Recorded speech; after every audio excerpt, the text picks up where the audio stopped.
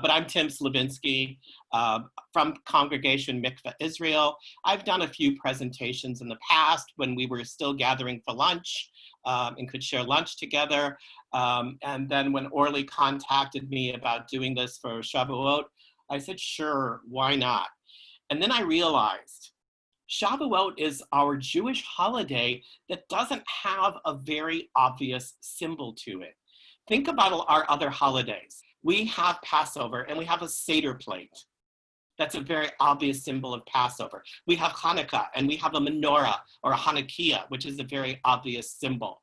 We have the High Holy Days and we have the shofar, which is a very obvious symbol. With Sukkot, we've got our sukkah, and that's a very obvious symbol of the holiday. Simchat Torah, dancing with the Torah, unrolling the Torah around a sanctuary, is a very obvious symbol. For Purim, we have Hamantash and we have Grogers, very obvious symbol. And then I'm thinking Shavuot, and there's not one obvious symbol for this holiday that comes to mind. But I'm going to tell you that I am prepared to celebrate. This is a can of beer. Here is some cheesecake. I've got flowers. And I have my study Torah. And how all that fits into Shavuot, you'll figure out as I kind of go through the next little presentation that I have for you. But those are all symbols in their own way for this particular late spring, almost early summer holiday. But I think I want to start with the most burning question of all. And that is it Shavuos or is it Shavuot? Shavuos, Shavuot. Some people say, oh, we're celebrating Shavuos. Some people say, oh, we're celebrating Shavuot. And I think until we clear this up, we really can't go any further into this ongoing debate. So which is correct, Shavuos or Shavuot? Well, I'm here to tell you, whichever way you want to pronounce the name of the holiday, you're correct. So actually both are correct.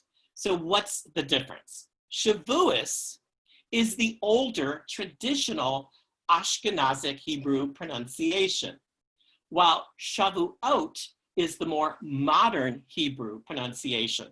When Eliezer ben Yehuda decided that he was going to set out to make Hebrew the spoken language of the people, the daily spoken language of the people in Israel, because they considered Yiddish, it went through changes, the language, Hebrew.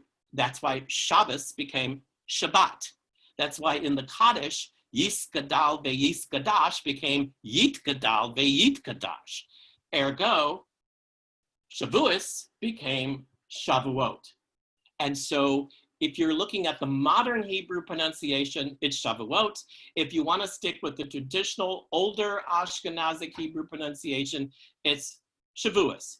So to me, it's really all good, whatever you want to say. So traditional, modern, whether you want to be considered a young modern hipster, or you want to be considered traditional, pick the one that works the best for you.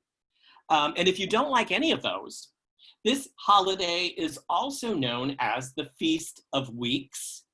And because the holiday falls 50 days after the first Seder of Passover, you can also call this holiday Pentecost.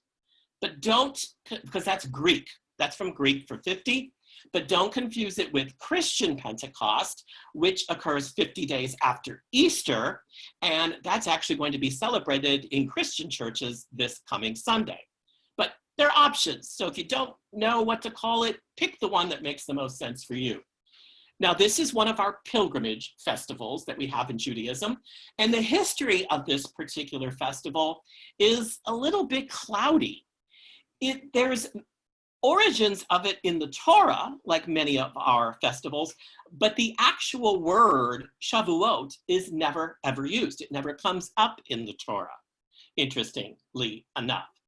There are even some writers and thinkers among us, rabbis and educated people, far more educated than I am, who have gone on to say that the history of this holiday, the history of Shavuot, is actually almost a little bit twisted. So let's look a little bit at the origins and the history of what this holiday is all about. Many of our sages think that the holiday actually predates Israelite society. There were festivals that celebrated the harvesting of crops, particularly if it was a very successful harvest, because that was always a cause for joy, always a cause for celebration, always a cause to, cause merriment, because you had a great harvest. That's a good thing. So a celebration surrounding the spring harvesting of wheat was actually pretty common in many of the ancient cultures that predate our Israelite culture. So this may have been sort of the precursor, if you will, to what would eventually become our Jewish holiday. Once the people known as Israel came into being, we are now charting our own course, our own people, our own civilization. We built a temple. We had sacrifices in that temple and many rituals that were associated with the temple. And the high priesthood decided to take these harvest rituals, these harvest festivals, bring them into the temple and see that they were rituals that were going to be carried out as part of our temple rituals. And though the word is never ever used, Shavuot is never used in the Torah, we do have reference to a festival of weeks that comes up in both Exodus and in the book of Deuteronomy.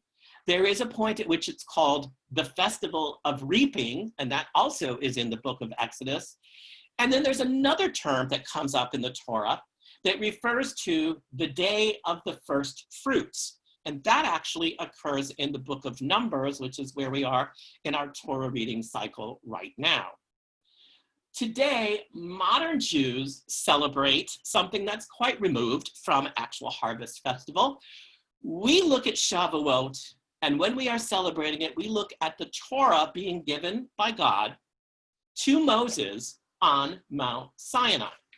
But this was not decreed as part of the celebration or part of the holiday until the rabbis at the destruction of the first temple in 70 CE.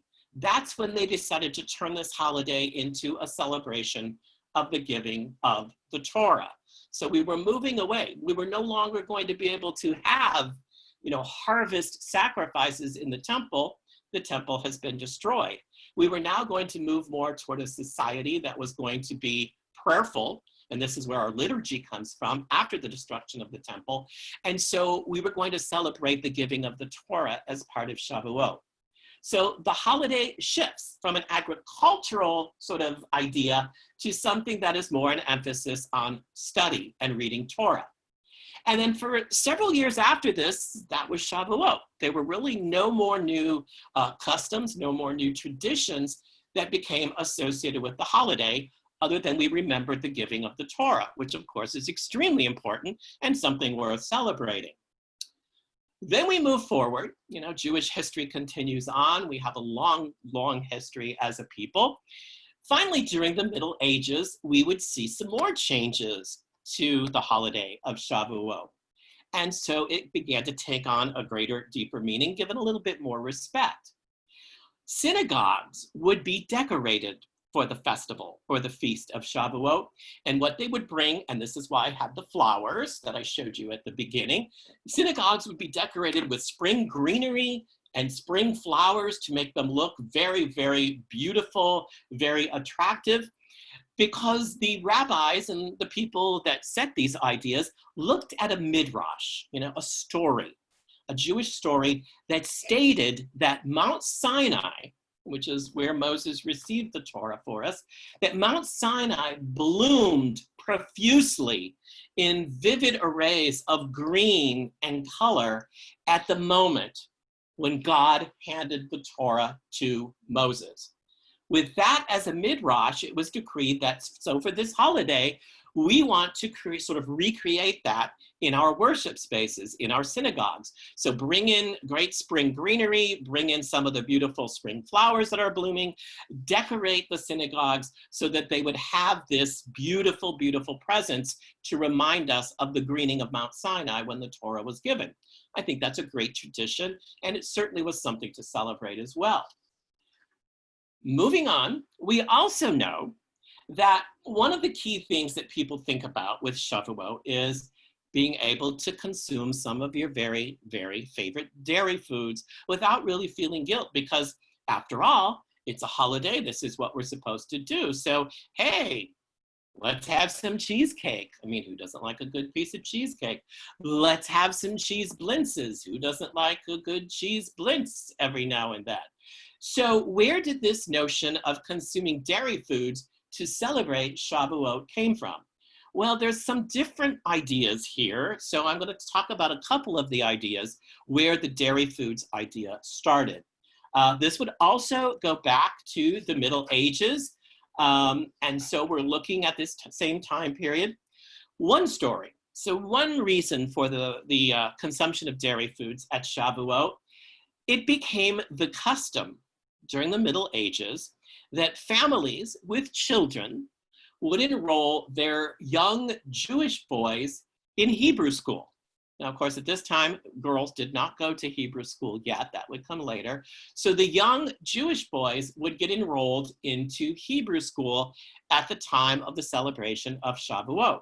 So that was a big deal in a family to now have this child enrolled in Hebrew school. In celebration for that big milestone, mothers would want to prepare a festive meal to celebrate. Well, times being what they were, money being what it was, dairy meals were much cheaper to prepare because meat was very, very expensive. So in order to celebrate, you could do a festive dairy meal rather than a meat meal, save yourself maybe a little bit of money, and yet still have a celebratory chance to sit down and eat with your family because now your son is going to go to Hebrew school. So that's one theory as to why dairy foods became associated with Shavuot. It's not the only one, but it certainly is a good one. Another reason why we eat dairy foods on Shavuot is something that comes to us from the giving of the Torah. So here we are, we're standing at Sinai. The Torah is going to be handed down. You know, it's got our ethics, it's our principles, it is so important. And Moses is going to bring the Torah down to the people, but there's a problem. All of a sudden now, because we have the Torah, we also now have the various laws and regulations governing kashrut, or making things kosher. Well, of course, there was no time to make anything kosher. We just found out. How are we going to have kosher meat when we just found out what the rules and laws or regulations for kashrut are? Therefore, being very, very quick thinking on their feet, the people realized, well, we don't have to have meat. We can have a dairy meal, and then we're not going to have to worry so much about properly slaughtered meat according to kashrut guidelines. So we'll have a dairy meal instead to celebrate the Torah being handed down. So it's quick thinking because they're going to need some time to put kashrut into place now that they have the Torah. So when you think about it, okay, we want to celebrate, we don't have meat, all right, let's have a festive dairy meal, you know, and you can have great meals from a dairy meal. So that's a second explanation as to how dairy foods became associated with Shavuot. There's still another one. And again, you can pick the one you like the best, or you can use all three of them. There is a verse from the Tanakh, from the Song of Songs, and I'm going to quote it for you. It says this, and it's quite lovely. Thy lips, O my spouse, drip as the honeycomb. Honey and milk are under thy tongue. Okay, how does that get related to Shavuot? I mean, we see milk there, but how does that get related to the holiday? Well, of course, you know that our rabbis love to interpret, and they love to see things not always literally.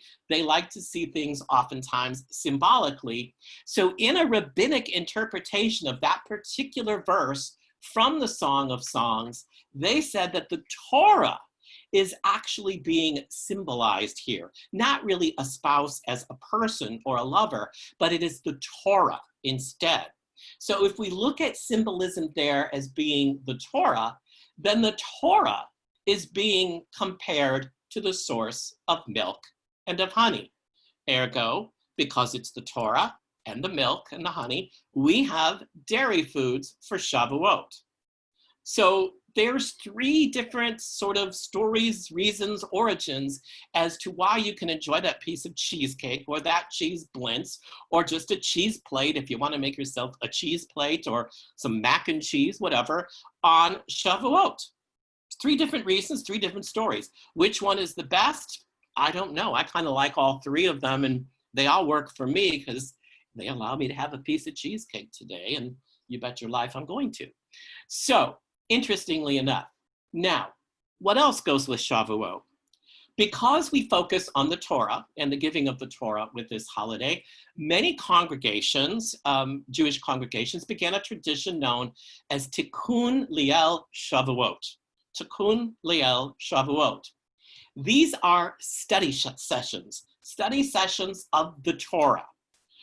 Sometimes they'll take another important book to Judaism, but it's actually supposed to be the Torah. And it's a study session that is going to last through the entire night.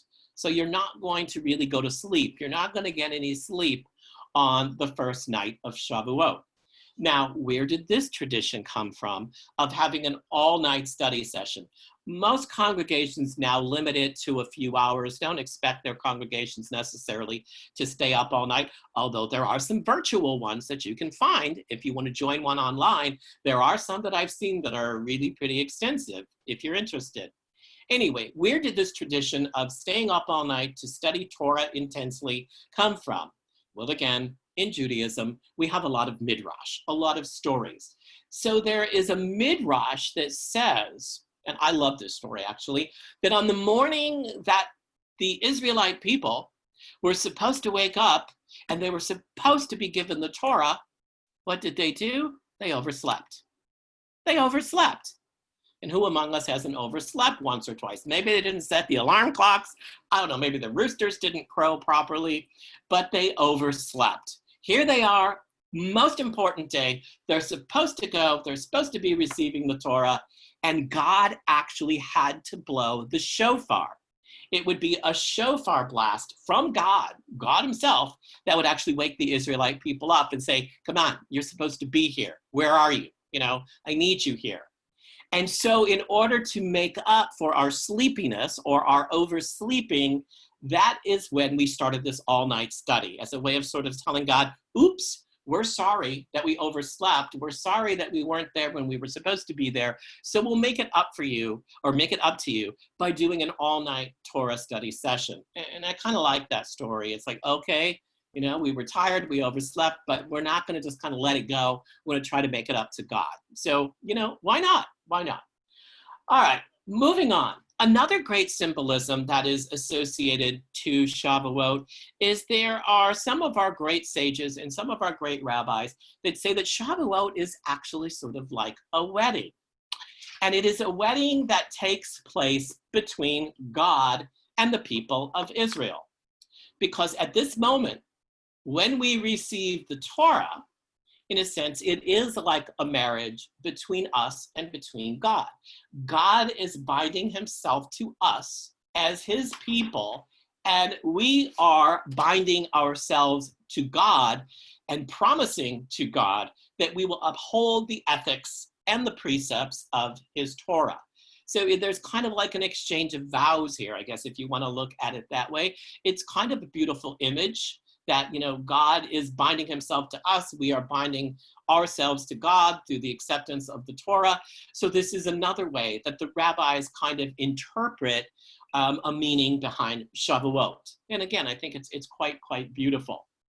Now, moving on to the 20th century. So here we are, we're in the 21st now, but there was an interesting shift back to agriculture for a brief time in the 20th century. So we said that Shavuot began very agriculturally at its very beginnings, and now we're going to have a shift back to agriculture in this mid part of the 20th century. Shavuot went back to its agricultural roots with the growing kibbutz movement in Israel. The kibbutz movement, having people work the land, having people plant, having people sow, having people harvest, took us back to a sort of agricultural beginning of this holiday. The people who were coming to Israel, the people who were settling on the kibbutz, would plan these great spring festivals. They would include all kinds of music. They would include singing. They would include dancing. And like they had done in the days of the temple, there would be a presentation of the harvest. But because there's no temple and we can't have it presented to God with temple rituals, they would actually present the harvest to the greater community, proud of what they had grown, proud of what they had harvested. And so they were presenting the harvest to the community, not so much necessarily to God, not so much to the high priest, because there's no temple any longer. And so it became a little bit more of this secular sort of agricultural festival, but being celebrated very, very with a lot of merriment in the state of Israel, in the new Jewish state. Another tradition, so we thought there's not much for Shavuot, but the more I dug in, the more I found. There's another tradition in Shavuot, and that is that we do a reading of the book of Ruth. And that will oftentimes, a portion of the book of Ruth may be read during services for Shavuot. Why the book of Ruth? Why did this become associated with this holiday? Again, we go to Midrash, and Midrash clarifies things for us so often. It is said that Ruth first came to Israel during the springtime when Shavuot was being celebrated. So this is sort of thinking back to her arrival in Israel. Another part of the Midrash says that, remember, Ruth was a convert, one of our first converts to Judaism. She chose to stay with her mother-in-law and told her that, you know, she will go where she goes and her God will also be Ruth's God, and accepted Judaism as her religion, as her faith, so that Ruth's acceptance of Judaism as her personal faith sort of parallels or sort of mirrors the Jewish people's acceptance of the Torah. So therefore, we sort of read from the book of Ruth for those reasons. So another great story.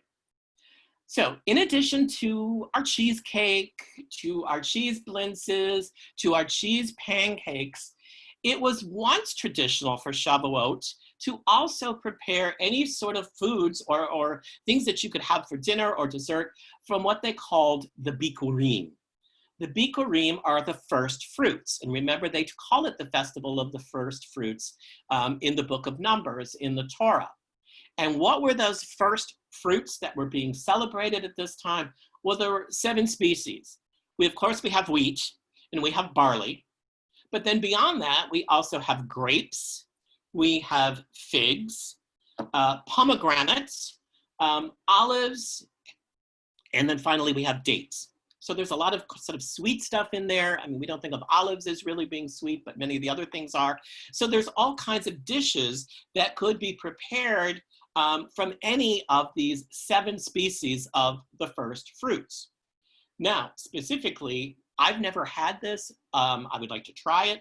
But Jews who were living in the lands that are now Morocco, Tunisia, and Greece would actually incorporate this tradition of the first fruits, and they would bake a sweet 7-layer bread. And the name for this bread is, and I'm probably going to massacre this because this is not in English, they called this 7-layer bread pan de cielos. Pan de cielos. And it's a 7-layer bread. I kind of searched for a recipe, could not find something that seemed to be quite what they were asking about.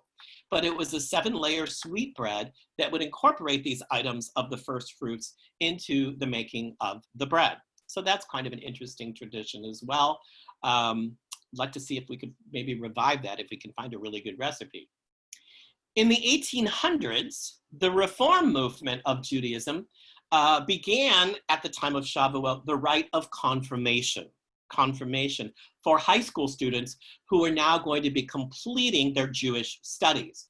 The ceremony was tied to Shavuot. So why would we do it then? The ceremony was tied to Shavuot because the newly confirmed students represented, and here we go again, the first fruits of a new Jewish generation. So you can see how they sort of tied that in to the idea of the first fruits of Shavuot. Later on, some conservative congregations and synagogues also adopted the rite of confirmation. And I found a couple of other just kind of fun tidbits of trivia related to Shavuot. The word for milk in Hebrew is chalav, which would be C-H-A-L-A-V, chalav, if you're putting it into transliteration into English letters. That's the Hebrew word for milk. Now, you know that in Hebrew, all words have a numerical value. They call that gematria. Well, the gematria, the numerical value of the word milk in Hebrew is 40. 40. This, of course, recalls Moses's 40 days atop Mount Sinai. Okay, so there's an interesting connection there. And of course, it also recalls the 40 years of the Israelites wandering in the desert. So with this 40 symbolism, maybe that's another reason why we consume dairy foods on Shavuot. One last thing that I think is a lot of fun. Let's say when we can travel again, because right now we're kind of restricted as to where we can go. But let's say you had the opportunity to travel to Israel and you were going to be there for the celebration of Shavuot. Well, this is what you're going to see. In Israel, it is very common for children, Israeli teenagers, and fun-loving adults of any age, it doesn't matter what age you are or what age you happen to be, they celebrate with water balloon and water pistol fights on the streets. And I looked up some pictures, and you've got people who are drenched and who are soaking wet on the streets of Jerusalem, the streets of Tel Aviv. It's warm out, so maybe a water balloon fight or a water pistol fight, it maybe feels really, really good in the hot sun. But I found it interesting that we would have water balloon, water pistol fights if we're in Israel for this particular holiday. And I'm going to wrap up soon here because they gave me 30 minutes. I'm getting about to that point. A couple of other quick things, though. I showed you a can of beer at the beginning. Beer is considered to be something good to drink for Shavuot because of the barley and the wheat and the fermentation process that goes into making beer. So we're using some of those first grains in the harvest, ending the barley harvest, beginning the wheat harvest when we're making beer. And this is a local Georgia beer because I think, support local whenever you can. So you could support one of your local, breweries and still be celebrating Shavuot. If you're not a beer drinker, you can actually make what's called a shandy with beer. And you can look up a recipe, and this was actually on a Jewish website. This was a cocktail that's called a lemon gin shandy. It's made with gin, lemon juice, some simple syrup, so it's going to have some sweetness to it. You're going to use 3 ounces of an IPA beer, so a pretty strong beer, and you're also going to put a sprig of mint as kind of like a nice little decoration in the top of it. You shake it all together except for the beer with ice cubes, so it's going to be a nice chilled drink for a hot day. Once you've shaken it, then you slowly add the beer to it, garnish it with a sprig of mint, and you have a great Shavuot cocktail that you can sit and sip on a warm, sort of Georgia night. There's also one, if you're a whiskey drinker, this drink also, again, for Shavuot is called Spring's Revelation.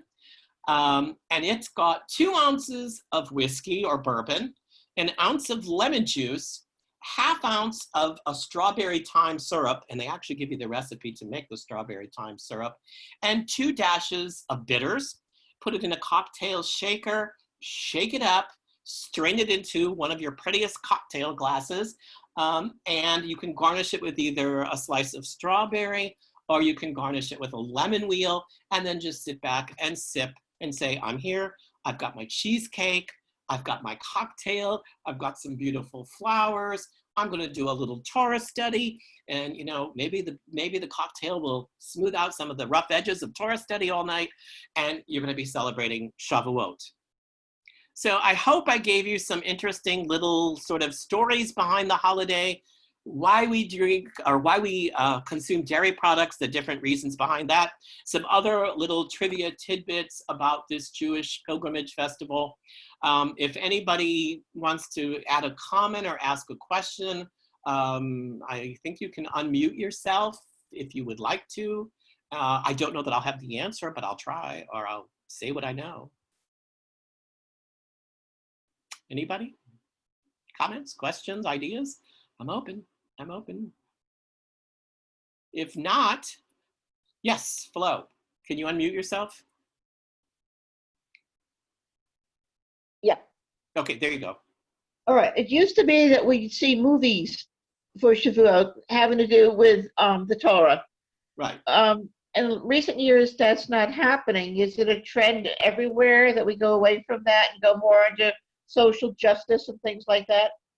I think different synagogues, different congregations have different approaches. You know, doing a movie and a discussion following is one, taking a Torah passage and discussing, taking another important piece of Jewish literature, discussing, talking about social justice issues, is another option. I don't know that there's any one trend. I think things come, they go, different congregations decide, well, we've done that for a couple of years, so maybe we want to try something different. So I think, like, for example, at Mikveh Israel, I think right now Rabbi Haas is very into having discussions on social justice matters as related to Shavuot. But, you know, he's always open to suggestions. So maybe next year, try some. Maybe we should do like a cocktail making session for Shavuot. I'll drink to that. We'd probably get a good turnout. We'd probably get a really good turnout. and making the sweetbread, and making the sweetbreads also along with it. Right. The Moroccan, right. Yeah. Yeah, I really tried to find, and I don't know whether I wasn't looking in the right place or it's an older recipe, but nothing that I found seemed to really mimic the 7 first fruits in the bread that is the tradition for those Jews in Morocco, Tunisia, and Greece. But I'm not going to stop digging because I'm one of those people, when I get on a mission, I keep going till I find it. So I'll find it eventually. Anybody else? Comment, question, thought, idea? Well, I've enjoyed doing this. I hope you found something fun, amusing, maybe a little chuckle, a little laugh, so you understand a little bit about this specific holiday. I thank Orly for asking me to do it, inviting me back to do it. I think the last one I did was when we were still, I think I did Hanukkah back at the JEA when we were still having lunch. Hopefully she will ask me back again for another topic. And in the meantime, I wish you all Chag Sameach, or Chag Shavuot Sameach, which is have a happy Shavuot, enjoy the holiday, whatever you're doing. And I just think it's really essential because I've got to have my cheesecake. I've got to have.